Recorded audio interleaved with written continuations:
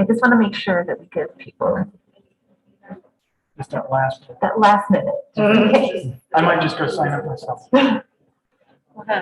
There might be some permitted to just.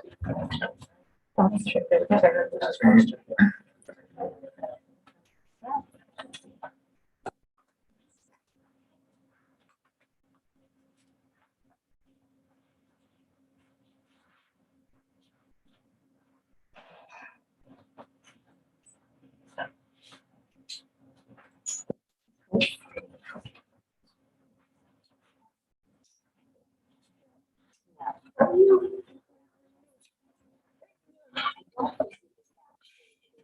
We'll try to go in front of it, right? No, it's in 12 a.m. Oh.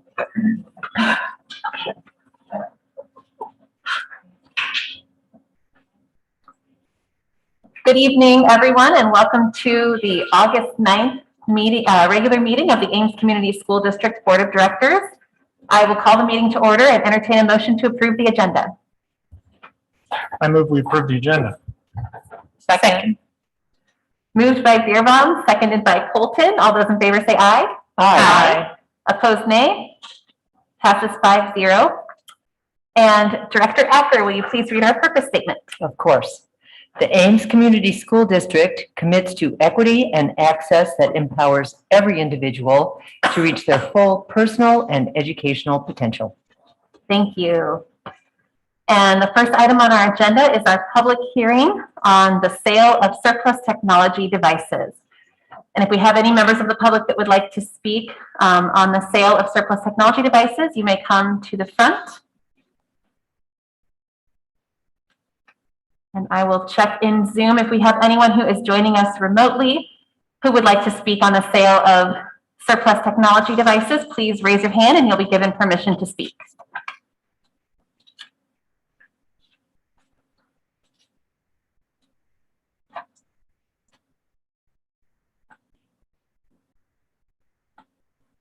Okay, seeing none, I will close our public hearing and we will move into our next agenda item, which is our COVID-19 update.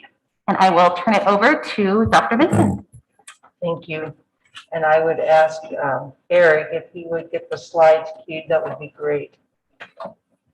So to begin with, our health coordinator is actually on vacation this week, but did supply us with as up-to-date information as we could have. So just want to walk the board through what will likely be a view of how we keep the community and the board updated this year on COVID-19.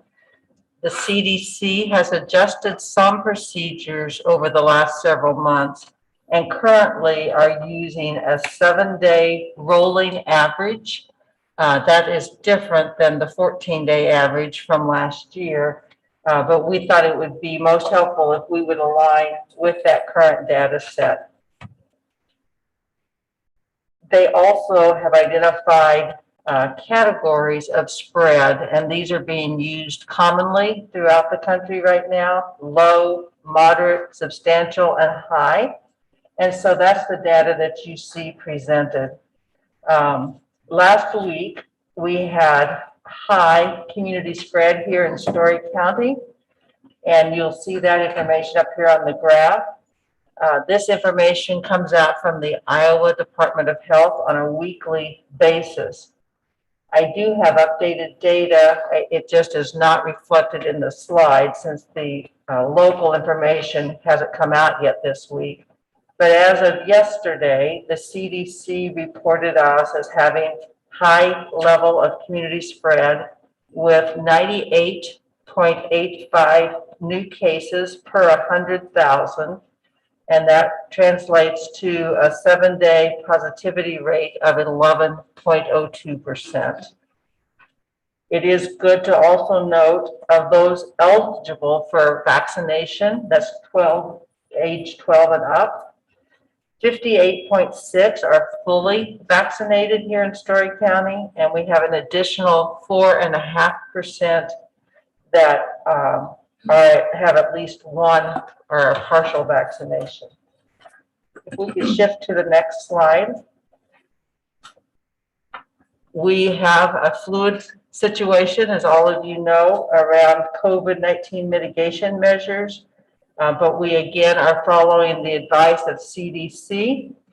And of course, we would strongly encourage those who are eligible and able to be vaccinated. We will strongly encourage that we all are wearing masks. And Dr. Arnold continues to work, I would say, maybe hourly. She said daily here, but I think it's maybe almost hourly with the Story County Public Health.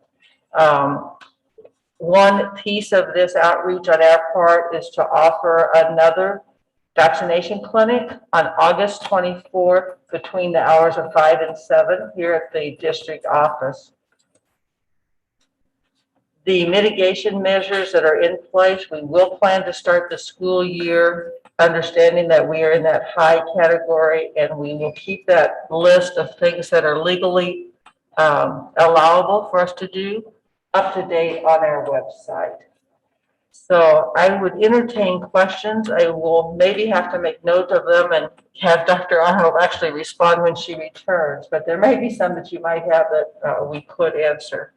Yes, Superintendent Vincent, we've heard from a number of parents who have brought to our attention the concept of voluntary mask-only classrooms. Would you like to comment on the feasibility of that idea? Thank you. Yes, that suggestion has come many times, and on its surface, it sounds like maybe an additional strategy we could take. However, we have been advised by legal counsel to be very clear about what we can control and what we can't. And of course, as you all know, in Iowa at this time, we can't ask staff, students, family members. We can encourage wearing of masks. We cannot require that. And so based on that, we are concerned that while we could make that inquiry, we have no way to control that. And we think it would set up a false promise to families of a level of safety that we cannot guarantee.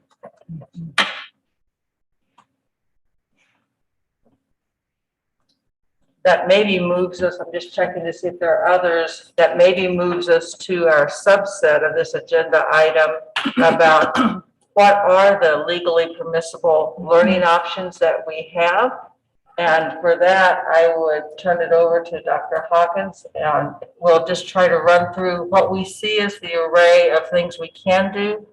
I would upfront say to our community, many individuals have contacted us with ideas and strategies. We very much appreciate that. We've tried to follow up on all of those to see what might be feasible. And this will be our response to where we are today with what we believe we can legally do. Can I ask one question still on the previous Certainly. topic quick? Do we have any way to know or estimate the percentage of staff that are vaccinated and also the percentage of students in secondary that are vaccinated? We do not. We have certainly a sense of that, but we cannot ask that unless, you know, some staff will volunteer that, some students will volunteer that. But I can certainly follow up. Dr. Arnold may have some general information, but it's not something that we legally can have as a known number. Okay. I don't know, Dr. Hawkins, if you would have some additional insight on that as well. No, I mean, I think we've in the past presented data to the board on the number and percentage of staff members who participated in our own clinics. Mm-hmm. And certainly I think we can rely on that information as solid. But beyond that, I would concur with exactly what you said, Dr. Vincent, that we don't have a reliable way to know what that number would be in addition to that. I think our numbers from Story County, those we can consider as very solid numbers. And if we would apply that to our own staff, because obviously they provide all of us as we get vaccinated that record. So they would know based on population, but not specific to our buildings. Just asking the board, would you prefer that I come up here, or does it matter to you where I deliver this to you from? Okay. Whatever works for you. Okay. All right. I'm just going to sit right here just because I can read that well. As far as our strategies, again, we sat as an administrative team and talked about options. We did discuss options like what Director Ackerman just asked us to speak to, and tried to really thoroughly vet the options that we felt like we could uphold whatever kind of commitment to safety that we did make to our community, right? And figure out ways to do this as safe as possible. I do appreciate that it begins with trying to maximize the mitigation strategies that we feel we can control, right? I think it could go without saying, but I would remind our community and us that mask wearing is something that we can model, but it is not something that we can expect nor control. But certainly the infusion of fresh air into our buildings, which we learned how to maximize last year, the presence of hand sanitizers, the cleaning routines that we have in our buildings, the idea of using different entrances to try to not have everybody go in maybe at the same location, the ideas of when possible holding some activities outside, like last fall, at least that was about trying to do some of our vocal stuff outside. I want to be clear, that's not something we've necessarily had a conversation about with our band and vocal teachers this year, right? There has been an inquiry about buying the covers for the band items. So we really are trying to take the lessons that we learned last year about mitigation strategies outside of masks and outside of social distancing and apply them this year. It was relieving, at least for me personally, to see that the new CDC guidance about social distancing, again, granted with a mask on, is at 3 feet. And so that was a little bit relieving, but again, that's with that caveat of something that we don't get to control. We certainly do have some families that are reaching out to us about homeschool options and trying to make sure that we're communicating with them and supporting them and understanding what that choice is and helping them to get set up with our homeschool assistance program if that's what they feel is the best option for them at this time. We have explored some online options that I'll expand on here in just a moment. I'll try to give you lots of good information and answer any questions you might have. And then, of course, as you are probably aware, within this last week, we asked people, if you were interested in an online option, we asked people to submit a form to help us know kind of where they were at, and I can give you some data about that form. But just really quickly before I get into the online learning option itself, I would want you to know that that form was sent out in 4 languages, the communication and the form are out there in multiple languages to try to reach our population as best we can.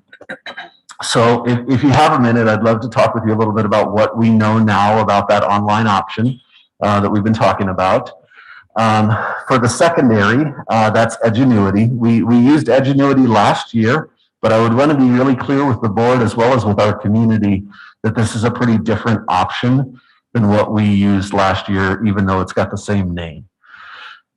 So last year we used Annuity's content that was delivered by our teachers. This year we got very clear feedback, both verbally from our teachers as well as in our attrition rate, that was not a great option for many of our staff. I know several of us have received that feedback. And so this year, what we've talked with Annuity about is using both their content and their teachers. So as you may recall, last spring, we administered a survey again to our community and said, hey, who would be interested in this option? At the secondary level, we got about 60 students who are interested in that. That's grown a little bit since that time. But we've got those students' names, we've got the courses that they've registered for, we're working with Annuity to get them enrolled in classes. And in fact, soon those parents will get a letter inviting them to a virtual welcome back to school night on Wednesday, August 18th, hosted dually by myself and an Annuity rep to help make sure they understand what does this look like, what does a day in Annuity school feel like, what are some of the things that you need to be cognizant of, what are some tips for success, How do you access support? How do we make sure that your courses are the right courses? All that kind of back to school stuff will be occurring next week. But things are rolling and moving for those students. I want to talk with you a little bit about what does that mean? What does that look like? So for a secondary student, most of their instruction will occur, and in fact, I should say nearly all of their instruction will occur asynchronously. So that could be a video that the teacher has prepared. That could be a step-by-step lesson plan that the teacher has left for the student to follow.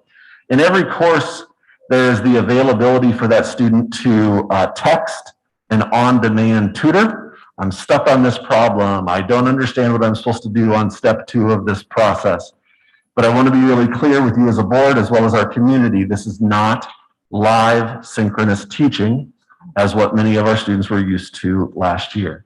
I think it's important to be clear about what can and should be expected and what can't or should not be expected with that. The teachers of the course are Iowa certified teachers, but they are not AIMS teachers. They're not our teachers. We are, again, working with Annuity to identify those teachers. Those teachers will stay in contact. I've been working with the high school administrators to identify folks in our buildings who will serve as on-site mentors for those students. So we'll be keeping track of, is Jeff, if I was a student, is Jeff logging in enough? Is he making progress? Is he stuck? Does he need problem solving? So there will be someone within district that is intended to maintain that connection. The teacher of the course has the ability to send messages to the student and to the parent to prompt engagement, to answer questions. And if students and or parents desire a one-on-one live session with that teacher, they can certainly get that set up. But I would want to be clear that it is intended to be that's on the student. The student has to say, I want to have a live session with my teacher and initiate that. There are, I would call them infrequent opportunities for the teacher to request live sessions with kids. But really, if the kid needs direct instruction or a live tutorial, that is primarily their responsibility to reach out and to arrange. I could go further because I've had lots of conversations, but I'll leave it at a broad level at this point. But I'll try, if you had questions about how grading worked or NCAA eligibility or any of those kind of things, I can certainly answer those. I want to spend a little bit of time talking about elementary. Annuity is kind of a parent company for another group called Accelerate Education. That's who runs the kindergarten through 5th grade portion of their content. I would want to be clear, there is not at this time, at least through Annuity, a preschool remote option. That's not something that Annuity sponsors. They did say that sometimes they have students who might feel they're ready for a kindergarten content do that, but that would be an individual family choice.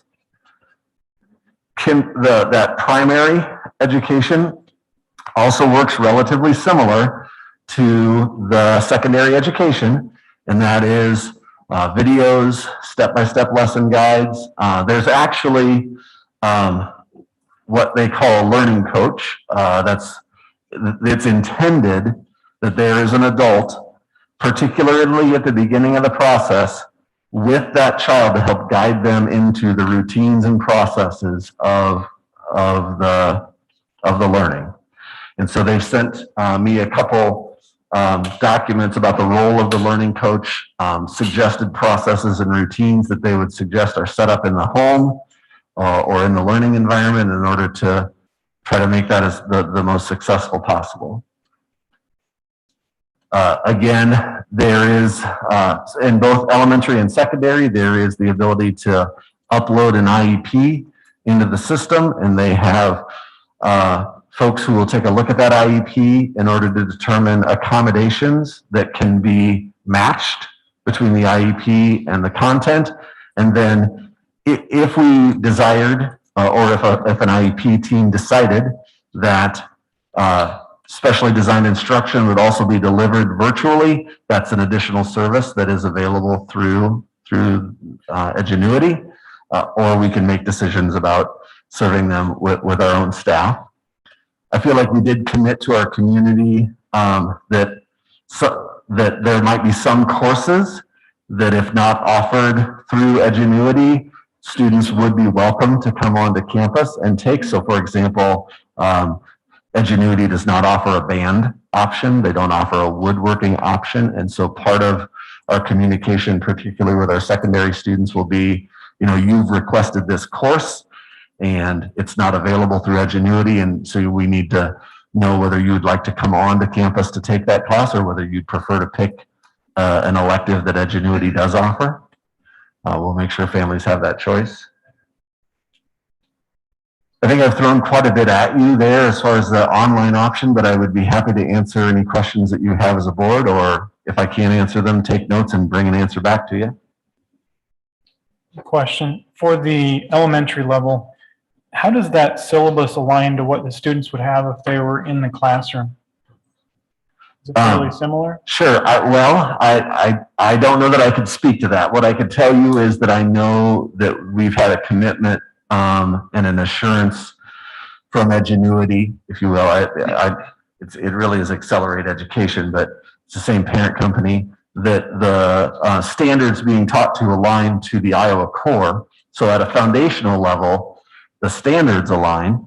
And I can tell you that some of the assessments that are used might be similar to assessments that are used in our classroom, but from a scope and sequence standpoint, from a day-to-day standpoint, I couldn't tell you if that aligns to exactly what our local teachers would be delivering. And that's kind of what I was getting at, in that if a student opts for that, what's the expectation of the offering for getting back into the classroom? Sure, that's a great question. What would that be like? Thank you, I appreciate that. So that would be, at this point, that's also a proposed change from what parents and students would have been used to last year.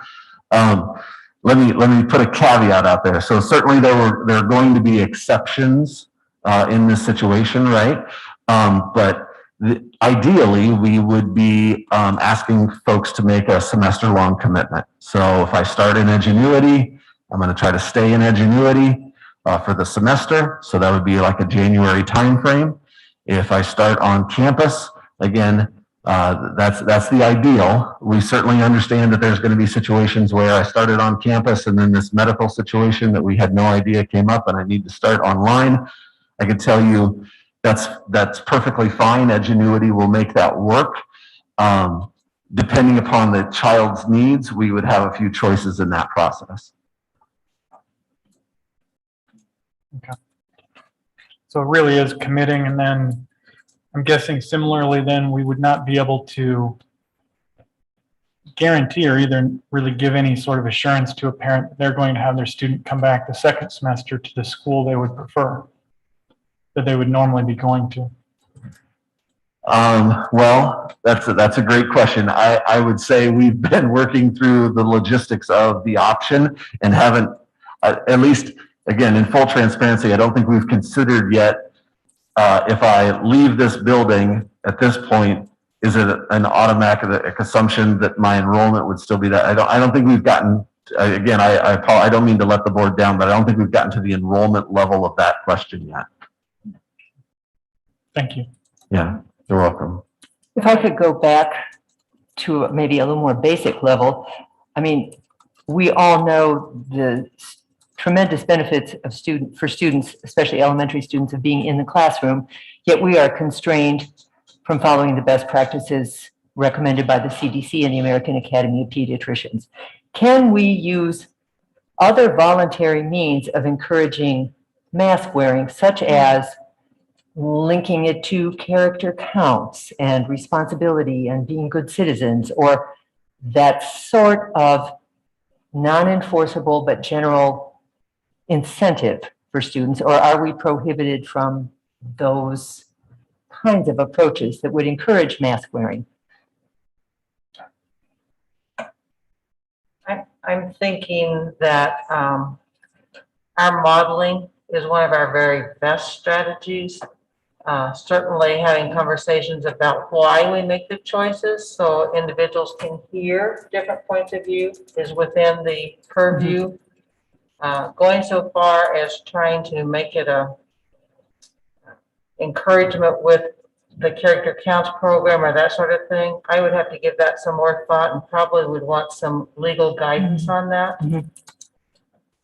That's a good question. I had a similar thought because I was thinking back to the end of the year and one of my daughters, how she really was excited to wear a mask until she got there and then maybe she wasn't. And we talked to her about, at her school, there was this thing about caring for other students and doing that. And that's really what she was doing. Exactly. And I had seen a mask over the summer where there was a kid's mask that actually said explicitly, like, I'm wearing this because I care about you, things like that. But it does sound like that's probably what we're going to be back to is parents making decisions to encourage their kids and modeling at the schools and things like that, which I know different schools have different levels of success with. So, This is a pretty vague or indirect answer to your question, Director Ackerman, but I do think there's a desire on our part to encourage this as an important part of our mitigation strategies as much as we're legally able to, right? So we don't want to cross that line where we're potentially making a student or staff member feel as if they're being ostracized or based on their choices.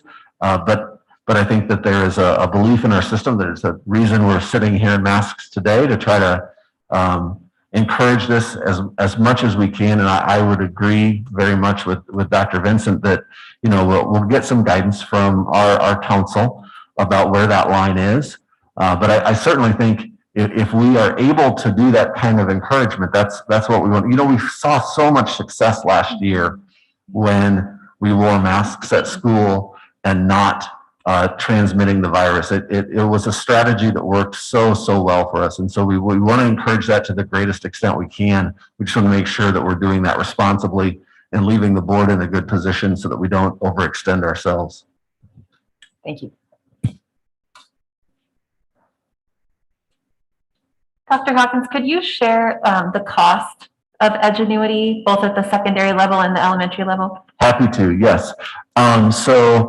At the secondary level, it costs $250 per course, per child, per semester. So if you think about typically a secondary student would take 6 courses. That's not an atypical load for a secondary student.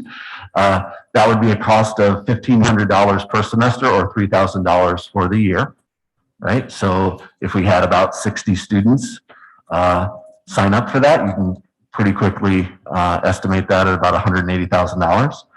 At the elementary level, it's a little bit more expensive. It's $1,650 plus $100 for a required workbook fee. So essentially $1,750 per semester or $3,500 for the year. When I asked about full-time versus part-time status, that fee remains consistent. Sometimes they said they have students that really just focus on those 4 core content areas. That's still $1,750 per semester. Or sometimes they have students who maybe elect to put some fine arts types of activities in their day. Again, that's still $1,750 per semester for elementary children. Thank you.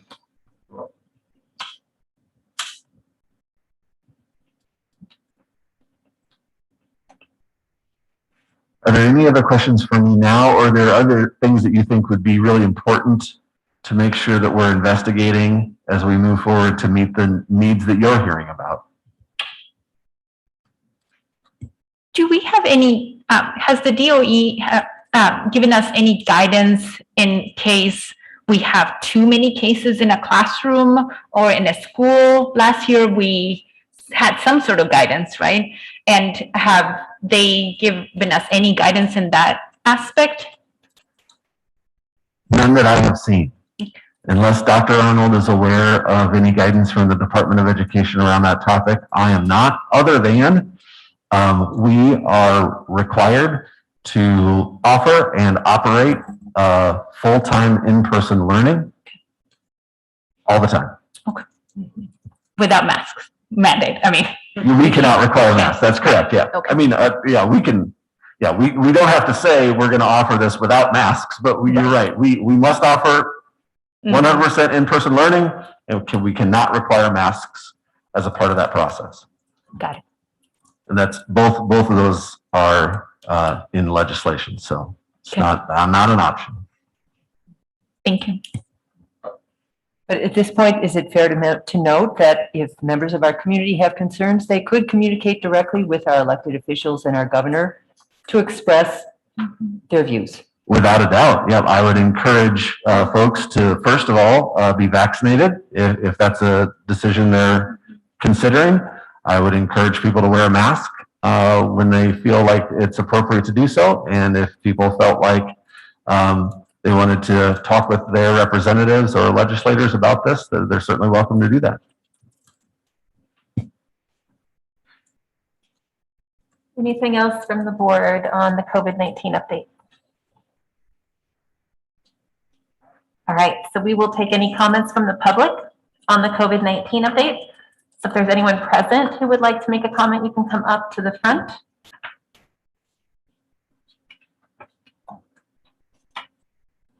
Okay, and then we will take any comments from those who are joining remotely. And if you would like to comment, please raise your hand and we will give you permission to speak. And it looks like we have Jeremy Schweitzer. You've been given permission to speak. Hi, thanks. I was just asking, one of the things that we talked about that necessarily know how many students potentially wanted to, or parents would want their kids in a mask environment, especially for elementary students where there isn't an option for most of them to be vaccinated. Is the district going to survey parents to find out what the interest level is in mask options, even if they're well disclaimered that everything has to be optional? Just to even get a sense of what the interest within the community that is, since that would seem to be an important aspect of any decision making for the district.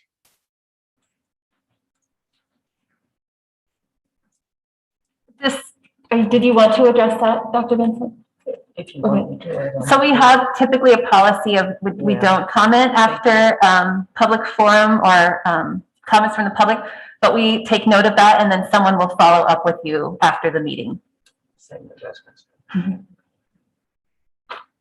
All right. Is there anyone else who would like to speak?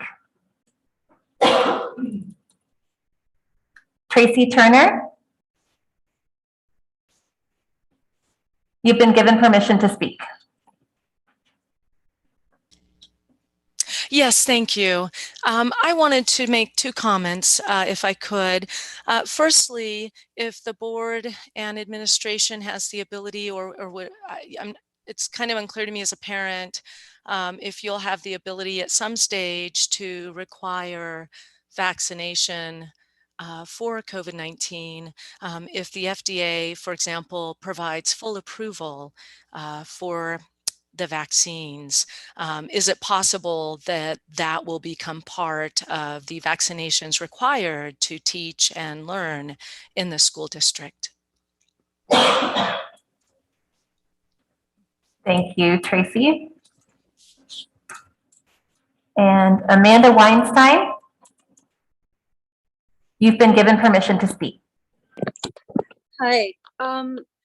So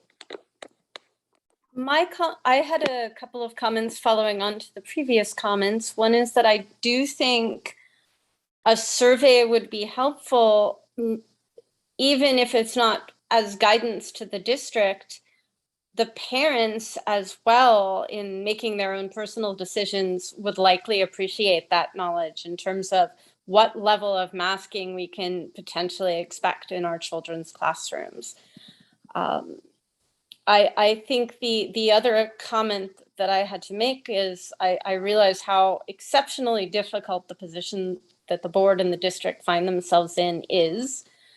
But I, as a parent, find this situation exceptionally frightening, given the advent of Delta, the increase in cases that we're now seeing, the increased transmissibility of Delta relative to the coronavirus we were dealing with of last year, to have one of the most proven mitigation factors that we've previously had completely taken away from us, and to not really have anything of equivalent strength to put in its place is a very difficult proposition to face as a parent, particularly when the online alternatives are in many ways not equivalent to what our children could expect in the classroom.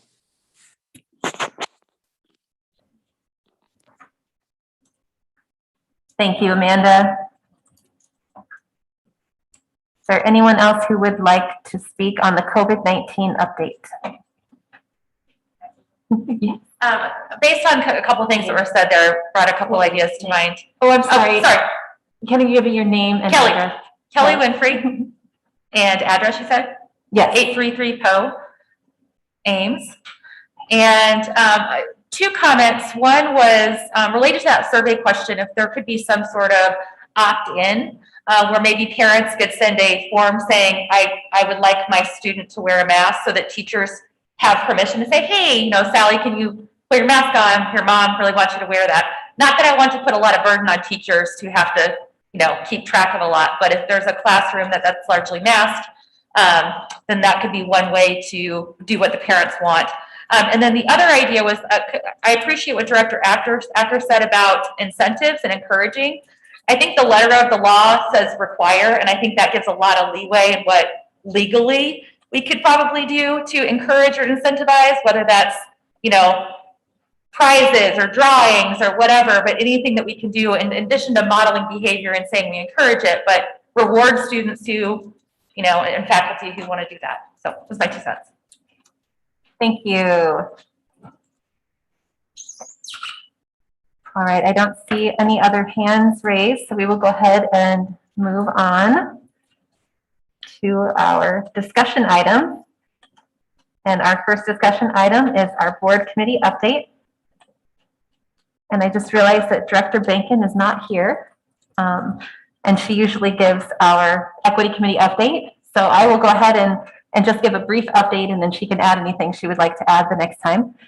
So the equity committee met on July 27th, and we used that meeting time in part to just review some of the activities of the equity committee since its founding, and to kind of bring Dr. Vincent up to speed, and you know, just kind of go over where we've been and where we might want to go next. Anything else I'm forgetting? There's one other thing. Oh, there is one other thing, yes. So since Director Perez is no longer on the equity committee, we are having Director Beerbaum join us on the equity committee. So is that what you were going to say? That's the thing I was thinking about. All right, and I'll let Director Bankin update anything else she wanted to share at the next meeting. I had one thing in committee update. A discussion that the board members on the facilities committee had was, in the past, we've had principal representation on some of the committees, and we kind of fell away from that during COVID and things like that. So I know on our committee, we were thinking about reaching out and inviting the high school principal to be on the committee, given all the stuff going on with the high school building. But one thing I just wanted to bring up to the board in general and get feedback from is, I think it would be good to bring a little bit more staff voice into some of our committees, like, I mean, teaching and learning and policy and budget and audit. I mean, these all impact staff very directly. So I didn't know really, what do you all think? Is that something for the various committees you would be supportive of, or is that something we should consider? Well, personally, I think it would be great. We did have principal representation on the equity committee over the past year, and it was really, really helpful to hear their perspectives on things. So I would be completely in support of that. I'm curious what staff think, what the admin think about that. We haven't had a chance to have that conversation among ourselves. I think always more voices at the table, in my opinion, are very helpful. I would just caution us that we have to balance that obviously with time out of buildings, but the board doesn't have that many designated committees. So it would seem to me like something that we could certainly take to our administrative team and see where that interest aligns. And if we could accommodate that, I just think it's helpful to all of us to have those multiple perspectives. It's maybe a small good thing that came out of COVID is that we started doing all of these meetings remotely, which works better, I think, for many board members, many of us who work full time. So that the not having to leave the building might be a good way that we would now be able to have staff involvement that would have been more challenging previously. So, And in that case, because I always was reticent, not inviting them, but to take them away from the building. So maybe if we do Zoom and they're in their building, maybe we do like child first. If anything happens, you take off. So they're in the building and they don't have to worry about disappearing from Zoom. So I think that'd be great if we could have them, their input, obviously. I mean, they're the ones there in the building, so we want to hear from them.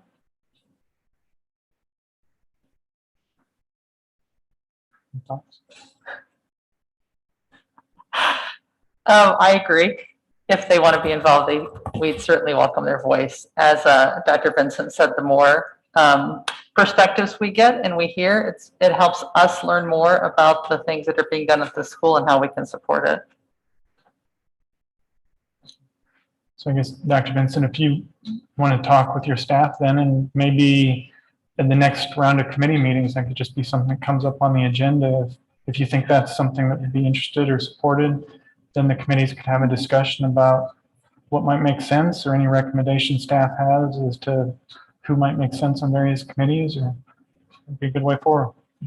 We'll just expand. We had kind of made a note of confirming our participation with the equity committee because it did come up there, and we'll just expand and look at that list and have that conversation. So appreciate the suggestion. anything else for board committee updates? Okay, any comments from the public on our board committee update?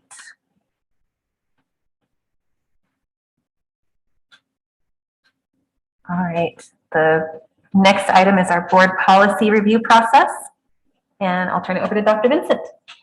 This is mostly intended to be a heads up and to get any input that you would like to share as we start that process. We have gone through the policies in terms of adoption dates, just to get a sense of what do we have in front of us. Obviously, COVID interrupted some of the typical processes the district would have. So we do have a few policies we'd like to expedite just because they have not been looked at for a while, not because anything in particular has shifted. The process that I think we could use that might be of help to the board is for us internally among the central office staff and with building input, review them, identify things that might be of concern to us, take that information alongside any guidance we have from IASB, give that to the committee, have the committee make any conversations or adjustments. Some of those, I think, will move forward without too much difficulty. Others might need more background information or study, that sort of thing. But I'd really like to get that process started.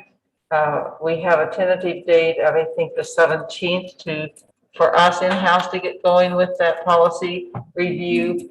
Would likely start with that first set of readings, if you will, in your next board meeting, knowing that you'd then be asked to adopt them at the following. So you'd have at least 2 times where they sit at the board table before you would consider adoptions. But just want to confirm that that's a process you're used to, adjust it as needed based on your conversation this evening.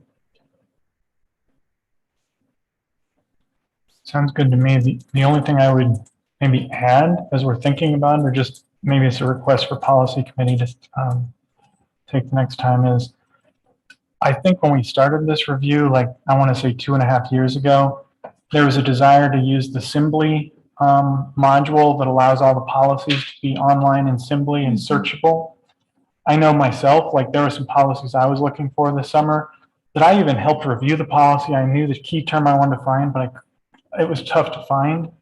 I would love us, as part of this policy review and getting this done, if we could look at spending the time to get the policies into Assembly to make it easier for ourselves and definitely the public to find our policies and see what they say. And I think that's something we pay for right now that we just haven't been using. So.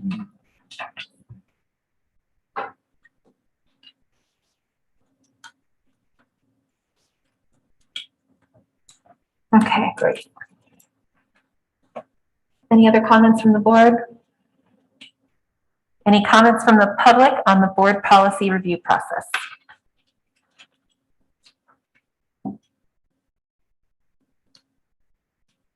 All right, then I will go ahead and open our public forum, and I will read our statement on public comments. Residents of the district, students attending the district, parents or guardians of students attending the district, and district staff members may address the board about any topic relevant to the district, whether on the current agenda or not. Those who wish to speak must sign up at the beginning of the meeting. Speaker participation is limited to 3 minutes once per item. The views and opinions of citizens addressing the board do not necessarily reflect those of the board, district administration, or staff. Speakers are to remember that Iowa law prohibits the board from discussing specific employees, students, or their performance. Student speakers will state their name and school. Others will state their name and address. And we did not have anybody who's present in the room sign up for the public forum. But if there's anybody who is joining us via Zoom who would like to speak as part of the public forum, please raise your hand and you'll be given permission to speak.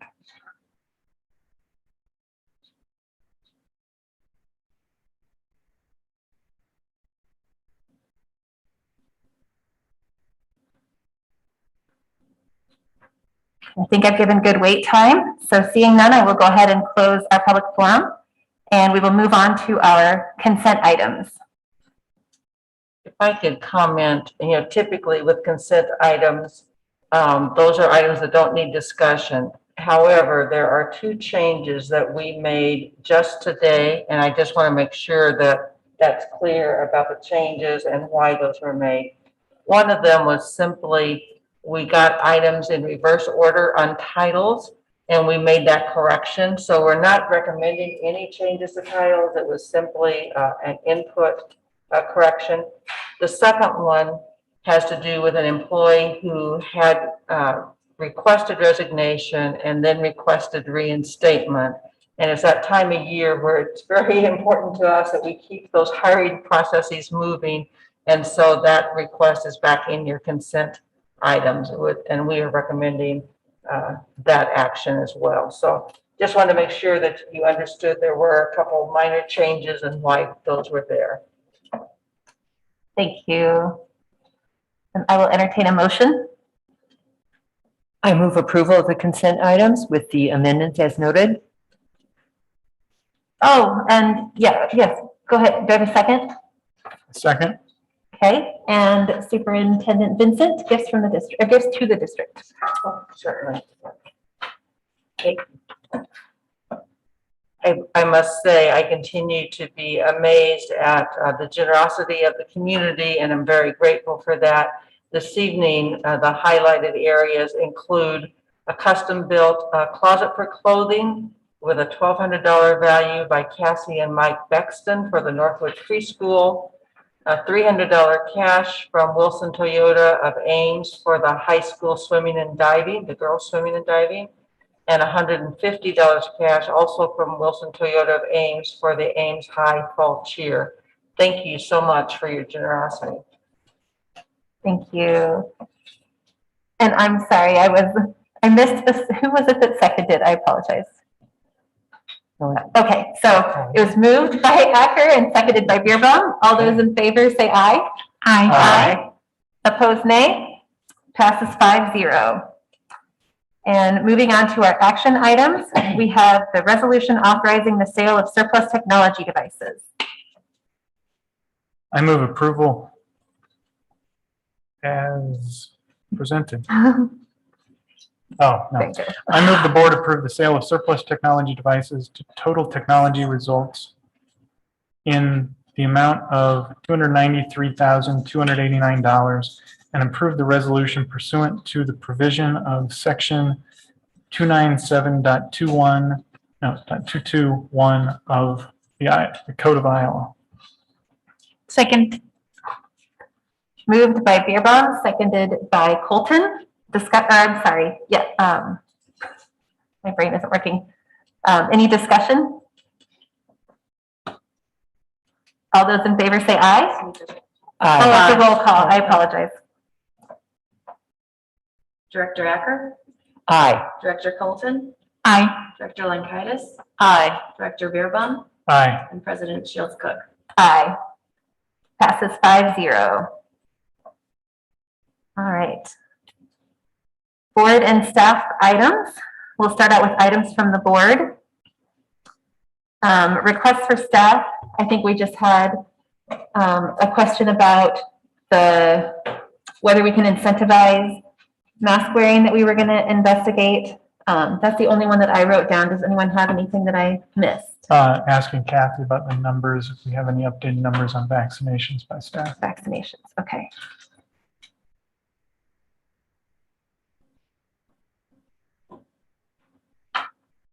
Thank you. I just want to take a minute to thank the staff for being here again. COVID-19. It feels heavy that we're having to have the same conversations and with more restrictions on our end, right? So thank you for doing this. I mean, we're volunteers, so we can take it, right? But you're doing it day in and day out. It's, I'm sorry. I'm sorry. And I want to encourage our community, those that have not been vaccinated, they can get vaccinated. Please do so. Do it for our community. Do it for our littles.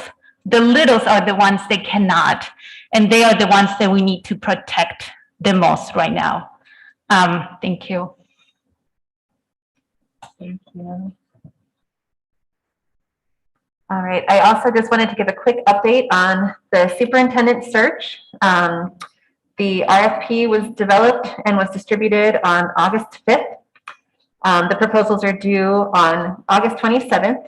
The RFP was sent to search firms that were identified based on a regional and national review, including firms that were used recently by other Iowa schools. We've had 1 response to date and 4 additional inquiries. And then the selection of the search firm, we will interview search firms before September 9th and select on September 13th. So that's where we're at with the superintendent search.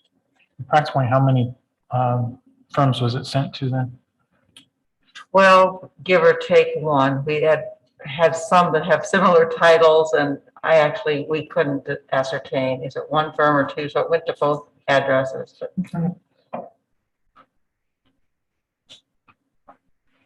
Any other items from the board?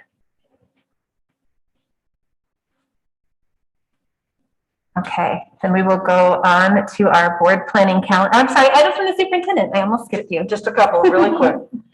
So as you may be aware, this last week, the School Administrators of Iowa did hold their annual conference, which they hadn't held last year, of course. We had several building level principals and district staff attend. And it's nice to be able to spread out like that, because the sessions, sometimes you want to go to all of them and they conflict, but we were able to get across our team updates from the DE, updates from the Board of Educational Examiners, updates on the guidance around the new legislation. We had several keynote speakers as well, and you saw some of those highlights in my update to the board.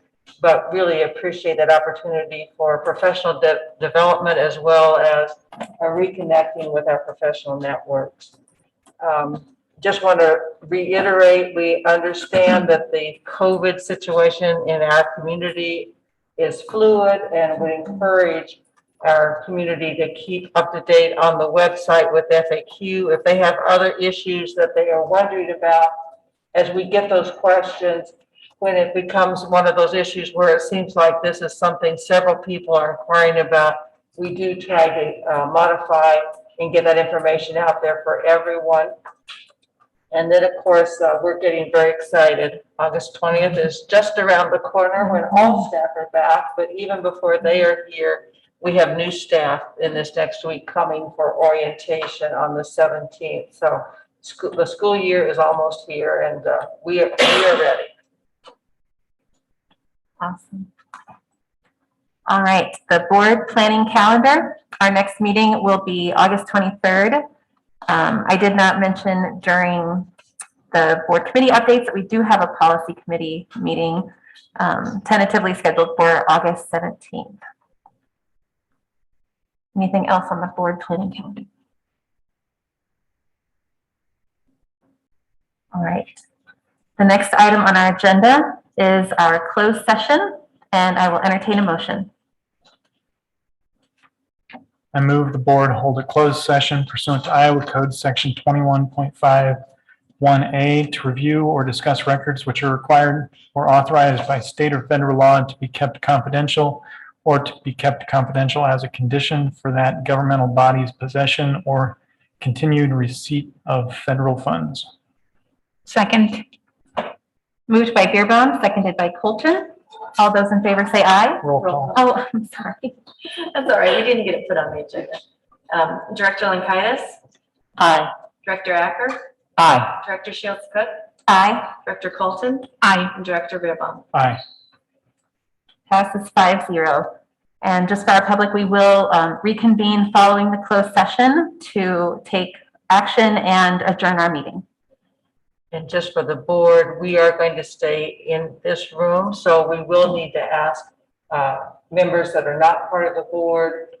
We also need Dr. Hawkins and we need board secretary. Otherwise, we would excuse you at this point. Thank you. And And I'd see if we have legal counsel. we'll take a 5-minute break in between.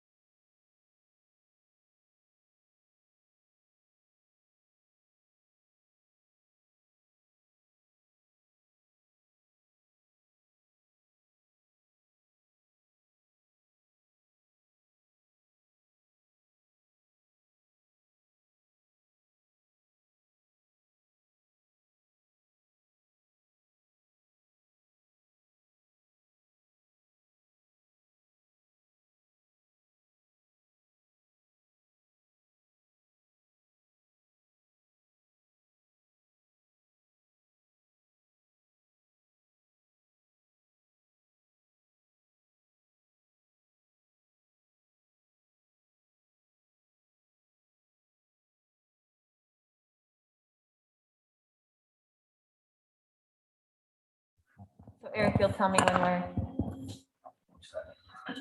While they're doing that, maybe you could read the motion, the motion for JD to get in the record that you just made. Oh, the closed session, or the getting on a closed session.